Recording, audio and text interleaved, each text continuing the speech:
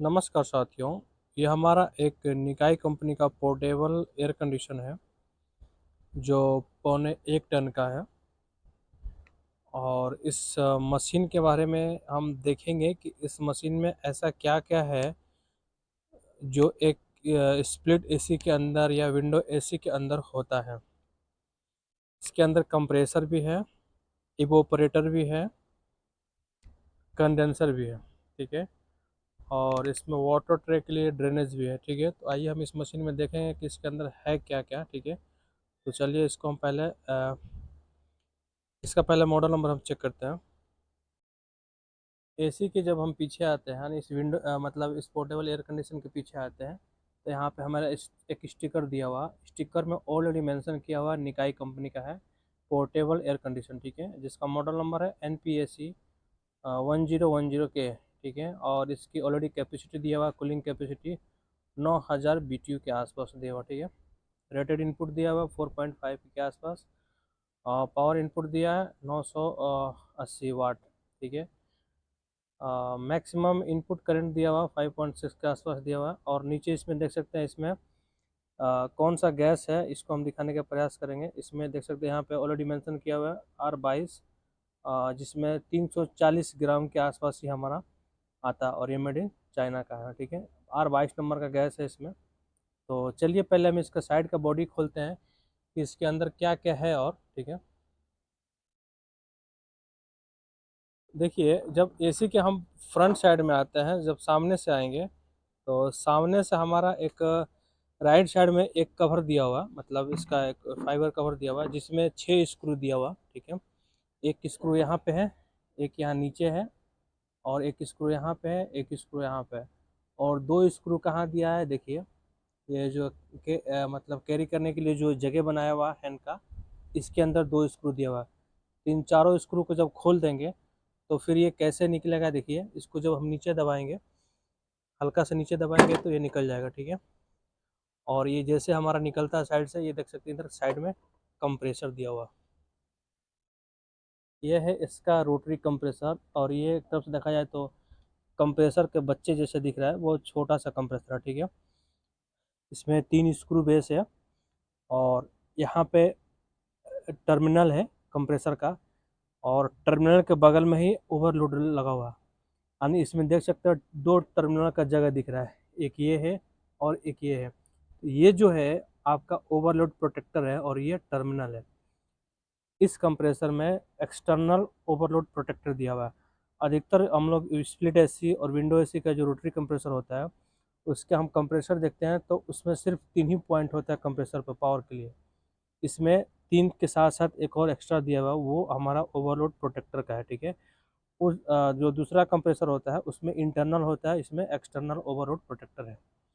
और देख सकते हैं ये इसका डिस्चार्ज लाइन है। डिस्चार्ज लाइन यहाँ से यहाँ जा रहा है और इसके पीछे जा रहा है। ठीक है, और उसके बाद यहाँ पे ये एक्यूमुलेटर है।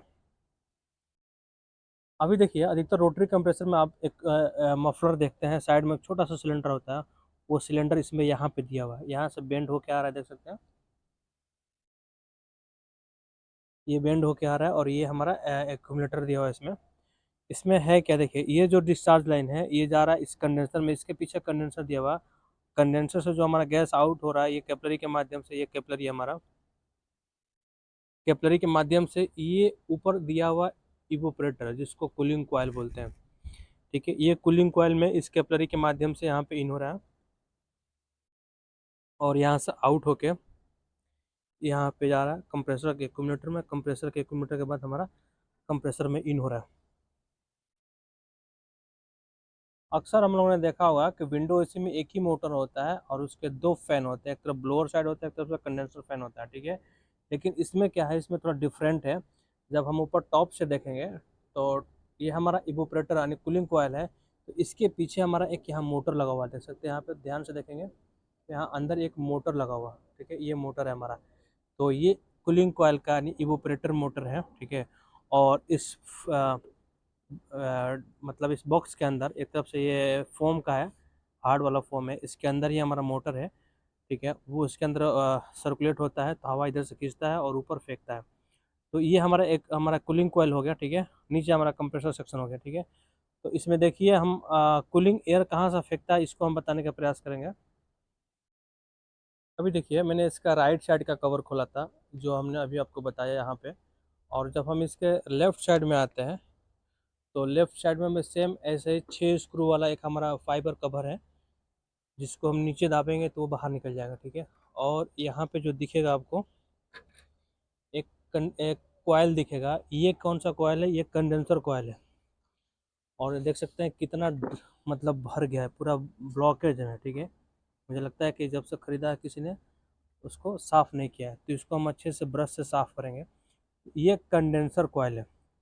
कंडेंसर कॉइल है तो ये हवा इधर से खींचता है। जब यहाँ ग्रिल लगाते हैं, ऑलरेडी ग्रिल के अंदर कटिंग दिया हुआ है जहाँ से एयर पास होता है, तो एयर इनलेट इस साइड से होता है। और इसके इसके पीछे भी एक फाइबर इसके पीछे भी एक फाइबर बॉक्स है जिसके अंदर मोटर है, ठीक है। उस मोटर के माध्यम से हवा इधर से खींचता है और यहाँ से फेंकता है।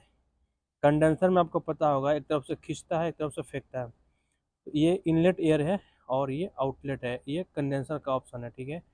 कूलिंग वाला क्या है, कूलिंग का जो हमारा डिजाइनिंग है उसमें कूलिंग एयर इनलेट किधर होता है, इवोपरेटर में। देखिए ये हमारा इवोपरेटर है, साइड में यहाँ पे दिया हुआ। तो जब हम इसके बैक साइड में आते हैं तो यहाँ पे हमारा एक फ़िल्टर दिया हुआ है, यानी पीछे की तरफ हम आएंगे तो यहाँ पे फ़िल्टर दिया हुआ है, जिसको हम इस तरीके से खींच के बाहर निकाल देंगे।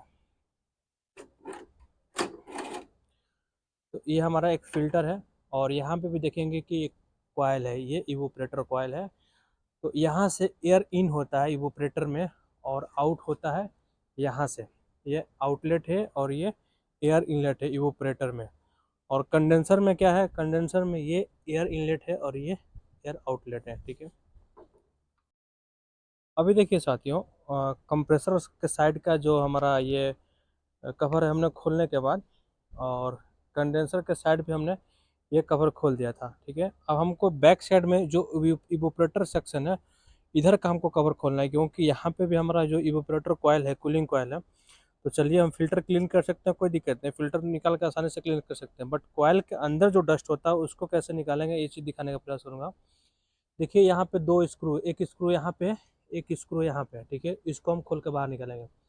और एक स्क्रू यहाँ पे मिलेगा आपको, और सेम ऐसा ही एक इस साइड में मिलेगा, यहाँ पे एक स्क्रू आपको यहाँ पे मिलेगा, ठीक है। इन चारों स्क्रू को खोल के इसको हम ऊपर उठा देंगे। जैसे ऊपर उठाएंगे ये हमारा बाहर आएगा, लेकिन इसको भी यहाँ पे 4 स्क्रू है। इस बॉडी में भी यहाँ पे एक स्क्रू लगा हुआ है, एक नीचे स्क्रू लगा हुआ है। इन दोनों स्क्रू को बाहर निकाल देंगे। साथ में ही हमारा इस साइड में भी 2 स्क्रू है, एक स्क्रू यहाँ पे लगा हुआ है और एक स्क्रू यहाँ नीचे लगा हुआ है। तो इसको खोल देंगे और जैसे हम इसको ऊपर उठाएंगे, जैसे हम इसको जैसे हम इसको ऊपर उठाएंगे हमारा ये देखिए, जैसे इस कवर को हम ऊपर उठाते हैं ये हमारा ग्रिल जो है आसानी से बाहर आ जाएगा। और ये देख सकते हैं हमारा ये इवोपरेटर कॉइल भी किस तरीके से फुली डस्ट है। ऊपर से देखेंगे तो ये अच्छा हुआ कि हमने खोल दिया। अभी देखिए हमने ग्रिल को जैसे इसमें से बाहर निकाला, नीचे हमारा एक जो ड्रेन लाइन है, ये ड्रेन लाइन इसके अंदर से इन होता है, तो हम आराम से निकालेंगे ताकि ड्रेन लाइन टूटे नहीं, ठीक है। अभी देखिए जब हम फ्रंट से, ये हमारा फ्रंट एरिया है, फ्रंट से जब देखेंगे तो हमारा ये राइट साइड का कवर है। और जैसे हमने बैक साइड का कवर निकाला, हमारा ये इवोपरेटर कॉइल दिख रहा है, जिसको हम कूलिंग कॉइल बोलते हैं। इस कूलिंग कॉइल का एक मोटर देखिए, यहाँ पे मोटर यहाँ पे लगा हुआ है, इसका मोटर यहाँ पीछे लगा हुआ है जो मैंने अभी दिखाया दूसरे साइड से। तो इसका बराबर इवोपरेटिंग होगा, ठीक है, कूलिंग रूम के अंदर थ्रो करेगा। और ये है हमारा नीचे कंडेंसर कॉइल, देखिए यहाँ पे ये है कंडेंसर कॉइल। तो ये एयर इनलेट है और ये एयर आउटलेट है। तो यहाँ पे एक मोटर लगा हुआ है जिसका ये ब्लोअर देख सकते हैं, और इसका मोटर यहाँ पीछे लगा हुआ है, ठीक है। और सब एसी मोटर है, ठीक है। तो इस तरीके से इसका 2 मोटर है इसके अंदर, एक इवोपरेटर कॉइल के लिए और एक कंडेंसर कॉइल के लिए, ठीक है। तो और देख सकते हैं इसका इवोपरेटर कॉइल भी कूलिंग कॉइल कितना पूरा भरा हुआ है, ठीक है। तो इसको हम ब्रश से धीरे धीरे करके इसको निकालेंगे। और ये हमारा कंडेंसर कॉइल है, तो इसको भी हम अच्छे से थोड़ा सा साफ करेंगे। तो चलिए पहले ब्रश मार लेते हैं। ब्रश मारने के बाद हम इस पर थोड़ा नाइट्रोजन मार देंगे, ताकि जो अंदर का जो डस्ट पार्टिकल है वो हवा के माध्यम से उड़ जाएगा, ठीक है। अभी देखिए मैं इसका जो इवोपरेटर कॉइल है उसको थोड़ा सा मैं साफ़ कर दूंगा, ठीक है।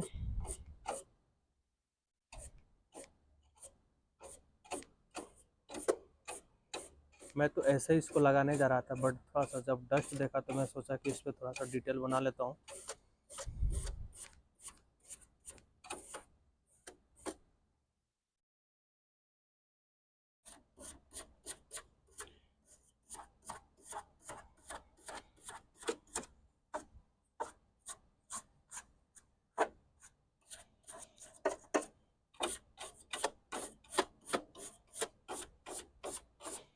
अभी पहले से देखने में कितना ये साफ़ दिख रहा है। जब इवोपरेटर कॉइल पूरा नीट एंड क्लीन होता है तो इधर से क्या होता है, कूलिंग स्टोर नहीं होगा। कूलिंग स्टोर नहीं होगा तो रूम के अंदर प्रॉपर कूलिंग थ्रो करेगा हमारा ब्लोअर, ठीक है। तो इस तरीके से हम इसको क्लीन करते हैं। चलिए अभी तो हमारा लगभग ठीक हो गया, साफ़ हो गया। थोड़ा सा नाइट्रोजन मारेंगे तो पूरा उड़ जाएगा। अब हमारा कंडेंसर साइड में है, ये हमारा कंडेंसर वाला साइड है, ठीक है। तो इसको भी हम अच्छे से क्लीन कर देंगे। कंडेंसर साइड तो और ज़्यादा क्लीन करने की ज़रूरत है, इसलिए कि अगर कंडेंसर कॉइल इतना ब्लॉक हो, इतना पूरा डस्ट भरा हो, तो कंप्रेसर बहुत जल्दी हीट होता है, ठीक है। जब जल्दी हीट होगा तो कंप्रेसर हमारा बार बार ट्रिप करेगा, बार बार बंद होगा, और बाद में इसका ख़राब होने के चांसेस ज़्यादा है। चलिए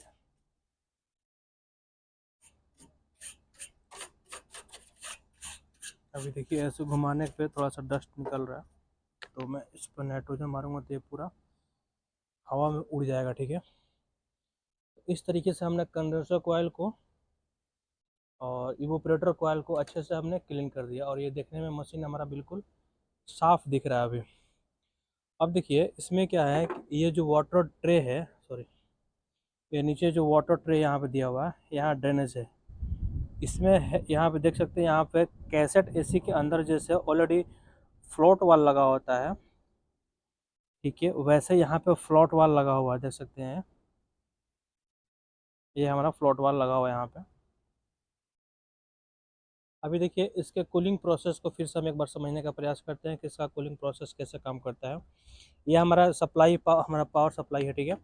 जब इसमें 220 सप्लाई जब आता है हमारा और हम कूलिंग मोड में स्टार्ट करते हैं, तो ये कंप्रेसर है, कंप्रेसर से जो डिस्चार्ज लाइन निकलता है ये जाता है इधर कंडेंसर में। और ये कंडेंसर लाइन देख सकते हैं हमारा, यहाँ पे पूरा जब कंडेंसिंग होता है प्रॉपर तरीके से, यहाँ पे, यहाँ से जब कंडेंसिंग हो जाता है तो वो हीट एयर यहाँ से बाहर निकल जाता है, और उसके बाद जो आगे का गैस का जो क्या नाम है, उस गैस का जो साइकिल होता है, कंडेंसर से आउटपुट इस कैपिलरी के माध्यम से होती है। यहाँ पे देख सकते हैं ये पाइप नहीं है, ये कैपिलरी है जिसको ऑलरेडी इंसुलेटेड किया हुआ, और ये कैपिलरी यहाँ से हमारा इस इवोपरेटर कॉइल के अंदर इन होता है, ठीक है। यहाँ पे जब इन होता है तो आउट हमारा यहाँ से होता है, और इसके अंदर जब मोटर चलता है तो इसके अंदर जो कूलिंग स्टोर होती है वो यहाँ से इन करती है हॉट एयर, और यहाँ ऊपर का जो सेक्शन है यहाँ से हमारा बाहर निकलता है। उसके बाद से जो गैस की साइकिलिंग होती है, गैस की जर्नी होती है, यहाँ से बाहर आती है। आने के बाद हमारा ये इसके अंदर एक्यूमुलेटर है, यानी ये कंप्रेसर, रोटरी कंप्रेसर है, इसमें साइड में एक्यूमुलेटर दिया हुआ है जिसको मफलर भी बोलते हैं। तो यहाँ से आती है यहाँ पे, और इसके साइड में देखेंगे यहाँ से यू बेंड दिया हुआ, यहाँ से आके ऊपर से इन हो जाता है, और इन होने के बाद ये कंप्रेसर में इन हो जाता है। इस तरीके से इसका गैस की साइकिलिंग होती है, ठीक है। तो अभी चल रहे हैं, थोड़ा सा मैं इस पर नाइट्रोजन मार के थोड़ा सा डस्ट को उड़ा देता हूँ, फिर देखते हैं। हम थोड़ा सा इसको हवा मार देंगे।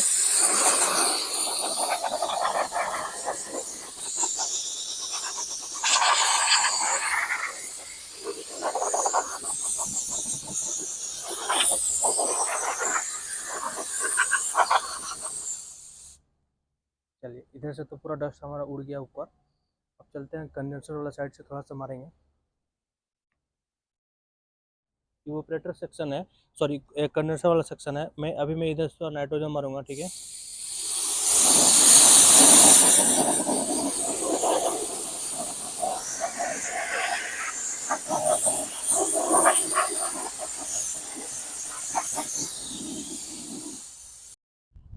अभी देखिए इसका हर मैकेनिकल भाग को हमने देखने के बाद और इलेक्ट्रिकल भाग को देखने के बाद दोनों साइड से हमने कवर खोला, इसको अच्छे तरीके से हमने समझने का प्रयास किया कि इसका कंडेंसर किधर है, इवोपरेटर किधर है, कंट्रोल साइड किधर है, ड्रेनेज किधर है। अभी मैंने इसको अच्छे से सर्विस कर दिया और मशीन देख सकते हैं कितना बेहतरीन साफ दिख रहा है। अब मैं इसको क्या करूँगा, जैसे मैंने इसका कवर खोला था इसको वैसे ही पैक कर दूंगा, ठीक है। पैक करने के बाद हमारा इंस्टॉलेशन का काम होगा। तो इंस्टॉलेशन तो मैं नहीं दिखा पाऊंगा क्योंकि पतला जगह है, जहाँ पर छोटा सा जगह है। जैसे मैंने मशीन को खोला था वैसे ही हम इसको पैक कर देंगे। पैक करने के बाद मैं मशीन को भी इंस्टॉल कर दूंगा और वहाँ से फिर मैं स्टार्ट करूँगा, चेक करूँगा कि केस का कूलिंग कैसा है, ठीक है। तो चलते हैं, पैक करने के बाद का प्रोसेस दिखाते हैं। फाइनली अभी देखिए साथियों, मैंने एयर एग्जिट लाइन हमने बाहर निकाल दिया है खिड़की से, यहाँ से खिड़की से बाहर निकाल दिया। और ये हमारा फ़िलहाल में ऑन है, यहाँ से हम ऑन ऑफ कर सकते हैं। देख सकते हैं 18 टेम्परेचर पे है, फ़ैन स्पीड हाई में है, ठीक है। यहाँ से टेम्परेचर हम अप डाउन कर सकते हैं, ठीक है। और ये हमारा फंक्शन सेलेक्टर है, ठीक है। और यहाँ से हम फिल कर सकते हैं कि एयर आ रहा है। कोल्ड एयर अभी अभी नहीं आ रहा है, थोड़ा सा रुक के स्टार्ट होगा धीरे धीरे, ठीक है। तो इस तरीके से इसका इंस्टॉलेशन है और थोड़ा सा जगह छोटा है, इसके लिए थोड़ा सा जगह स्पेस होना ज़्यादा चाहिए ताकि एयर इनलेट आउटलेट प्रॉपर तरीके से और कूलिंग भी हमारा ठीक तरीके से हो।